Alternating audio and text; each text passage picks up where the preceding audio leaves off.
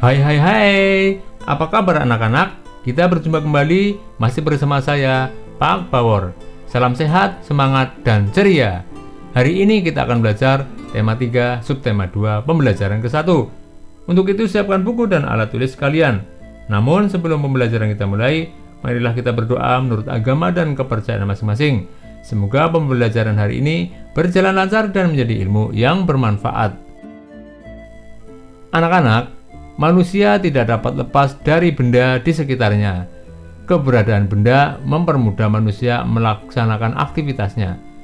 Ada benda yang terbentuk di alam dan ada benda yang dibuat oleh manusia. Batu, air, dan pasir merupakan benda yang terbentuk di alam. Mobil, gunting, dan kertas merupakan benda yang dibuat oleh manusia. Apakah kamu memperhatikan perbedaan dari benda-benda tersebut? Benda dapat dikelompokkan dalam 3 wujud. Wujud apa sajakah itu? Yuk kita pelajari bersama.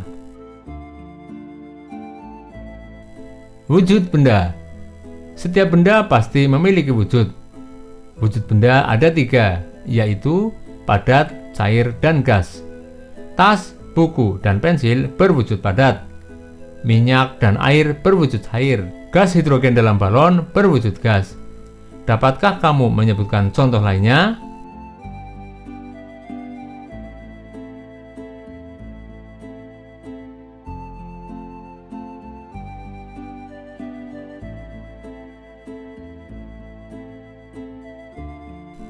Di dapur, Dayu melihat benda-benda yang digunakan untuk memasak. Banyak pula bahan-bahan untuk dimasak, seperti bawang, cabai, minyak goreng, dan kecap. Perhatikan gambar dapur rumah Dayu berikut ini.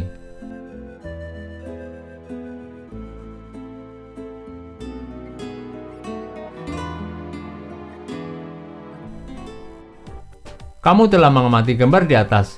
Kelompokkan benda-benda yang ada dalam gambar sesuai wujudnya. Tuliskan hasil pengamatanmu dalam tabel berikut.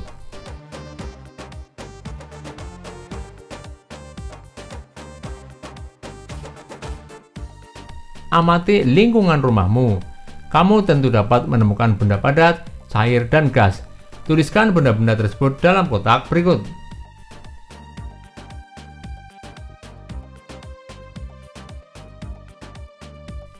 Kamu telah mengamati benda-benda di sekitarmu. Jawablah pertanyaan berikut ini. 1.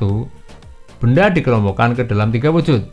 Tuliskan ketiga wujud benda tersebut. 2. Tuliskan 2 contoh benda padat di sekitarmu. 3. Tuliskan 2 contoh benda cair di sekitarmu.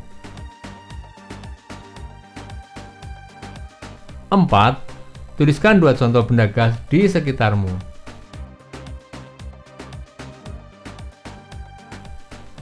Anak-anak, pernahkah kamu naik alat transportasi seperti pada gambar? Tahukah kamu termasuk ke dalam wujud benda apakah motor itu? Pada hari Minggu, Edo dibonceng ayah ke rumah nenek. Edo dibonceng ayah dengan motor. Perhatikan denah jarak ke rumah nenek berikut ini.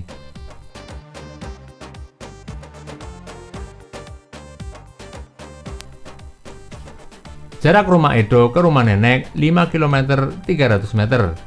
Jarak ini dapat ditulis 5 km lebih 300 meter. Jarak dari rumah Edo ke kebun binatang 1523 meter. Satuan kilometer dan meter adalah satuan untuk menyatakan jarak. 1 km sama dengan titik-titik meter.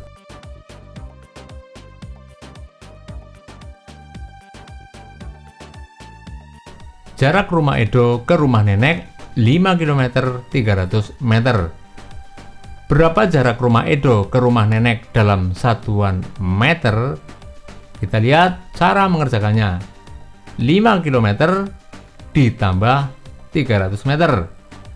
5 km jika dirubah ke dalam meter menjadi 5000 meter. Tambahnya adalah 300 meter. 5 km ditambah 300 meter sama dengan 5000 meter ditambah 300 meter. sama dengan 5.300 meter. Jadi jarak rumah Edo ke rumah nenek adalah 5.300 meter. Jarak yang harus ditempuh Edo dari rumah ke kebun binatang 1.523 meter. Berapa jarak rumah Edo ke kebun binatang dalam satuan kilometer dan meter? Jawabannya adalah 1.523 meter sama dengan 1.000 meter ditambah 523 meter menjadi 1 km ditambah 523 meter. Ada bermacam-macam bentuk bangunan, juga bahan pembentuk bangunan tersebut. Perhatikan denah jarak antar bangunan di bawah ini.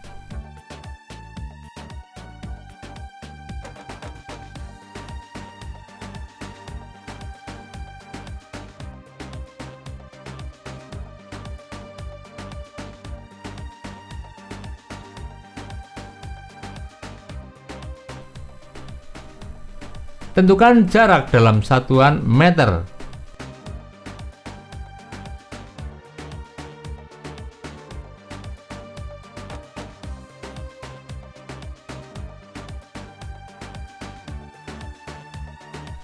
Alat ukur ada bermacam-macam, baik jenis maupun kegunaannya.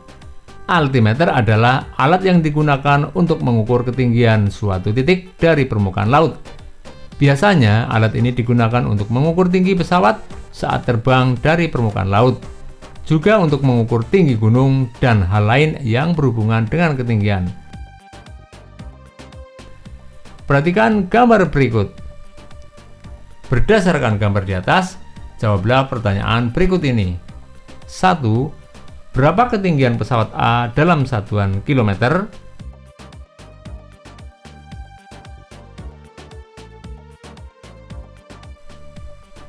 2. Berapa ketinggian pesawat B dalam satuan kilometer? 3. Anak-anak, pernahkah kamu memperhatikan gerakan tiupan angin?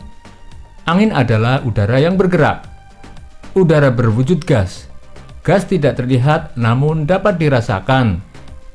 Tiupan angin ada yang kencang, lembut, dan sepoi-sepoi.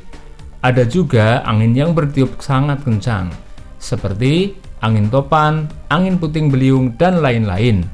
Sekarang, coba kamu bergerak seolah-olah seperti kertas yang tertiup angin. Perhatikan gambar berikut.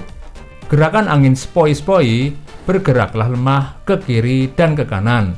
Jika angin kencang, bergeraklah dengan hentakan yang kuat ke kiri dan ke kanan. Jika angin puting beliung, bergeraklah berputar.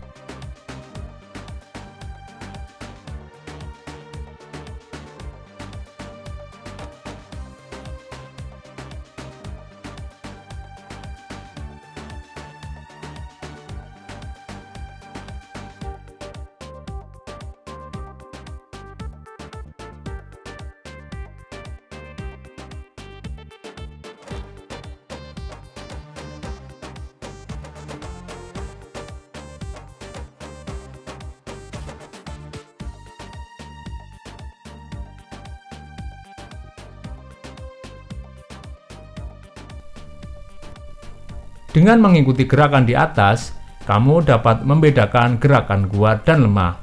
Dalam tarian, selain gerak tangan, ada juga gerakan langkah kaki. Gerakan tangan dan kaki harus selaras dengan irama yang mengiringi. Sekarang, coba kamu berlatih gerakan kaki terlebih dahulu. Iringilah dengan lagu yang kalian suka. Berlatihlah gerakan kaki dengan gerak lembut, seperti pohon yang melambai ditiup angin sepoi-sepoi dan gerakan pohon yang ditiup angin kencang.